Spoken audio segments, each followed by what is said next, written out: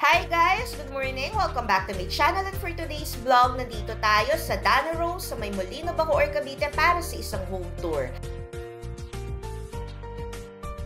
And ito yung kanilang swimming pool at yung kanilang clubhouse. Napakaganda. Libre lamang pong mag-swimming dito. Ang Dana Rose po ay existing subdivision. Meron lang tayo ditong mga units na nare-reopen from time to time and ilang units for construction. Right now, parang siguro mga 2 to 3 units yung ating available. So, ayan o, enjoy na enjoy. Si baby, hi!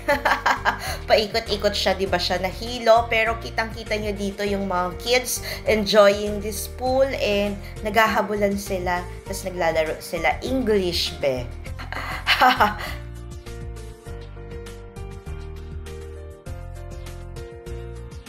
Tara, lakad tayo doon papunta sa available units para makita nyo, ibibidyo na natin yung way natin papunta doon. And maganda dito sa Dana Rose kasi maliit lamang yung community, very private kasi kayo-kayo lamang din.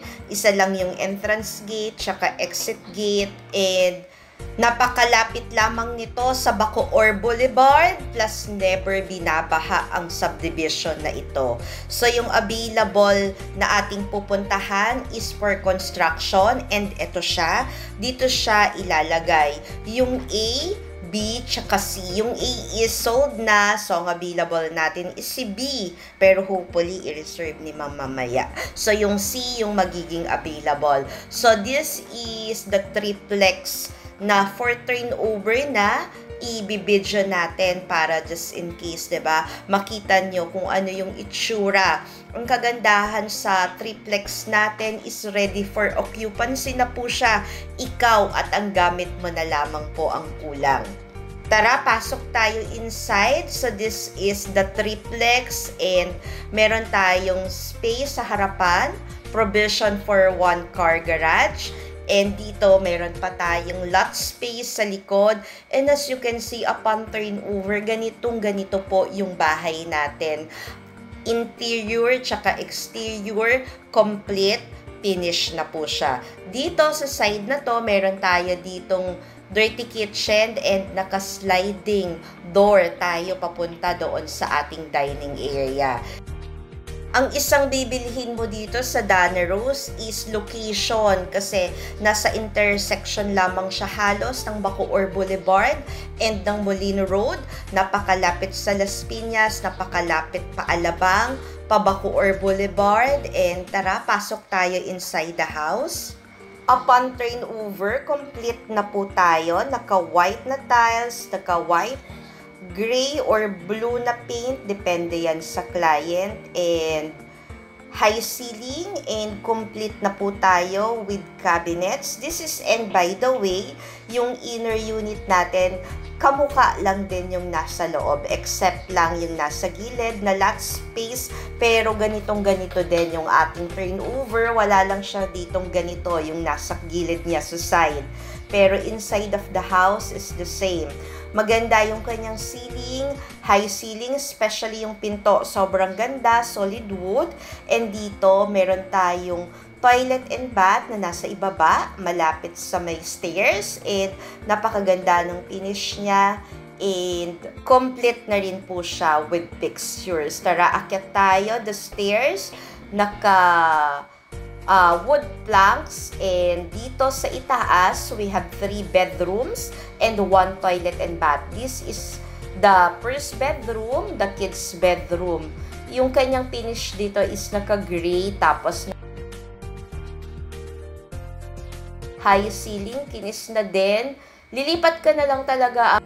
Kompletong-kompleto na siya. Dito siguro pwede kang magpa-customize. You can put in some single bed, table, and cabinet.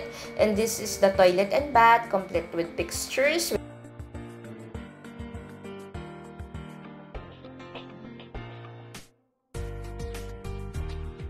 This is the second room. Pwede mo to gawing office or walk-in closet, or just in case, pwede rin itong maging kids bedroom. Meron na yung cabinet upon turnover, kompleto na. This is the master's bedroom. Upon turnover, complete finish na rin po tayo dito. And meron na rin tayong cabinets. And sa gitna, maganda, meron na rin tong ready dresser, glass or mirror na lang ang ating ilalagay. Sayang at walang mirror, di tayo makapag-mirror shout out, pero pwede namang imaginary. Hi guys! Welcome back! Shout out to all my subscribers and maraming salamat po sa inyong panonood at pagsuporta. This is the mini balcony and nasa end lot po tayo kaya meron tayong mini balcony. Yung nasa inner wala siyang balcony pero the same lang din po yung kanyang itaas. Ganito din yung loob nung second floor nung nasa inner unit. Ang ilaw kanina, balikan natin with lights on. Actually, wala namang difference kanina. Maski walang ilaw, maliwanag pa rin kasi malaki at maaraw pa sa labas. Malaki yung bintana niya. So, yan. Pababa na tayo. Pinapatay ko lang yung ilaw and pasensya na, medyo mabilis ang ating pagbibideo kasi may client akong kasama. Isinisingit lang po natin ito. And ayan, pababa na tayo. Ang ganda ng hagdanan. Tamang-tama lang yung kanyang steps, tsaka tamang-tama lang din yung width.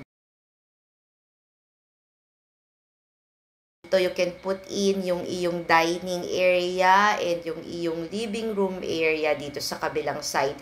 Sa mga ganitong house kasi dapat minimalist lang talaga para less cluttered ang ating bahay. Siya nga pala, kung bago ka pa lang sa channel na ito, I'm Sheila Beronilla, your friendly real estate broker. My vlog is all about buying and selling of real property investment and anything in between. Kaya kung gusto mo ng ganitong content, please don't forget to like, subscribe, and hit that notification bell para lagi kang updated.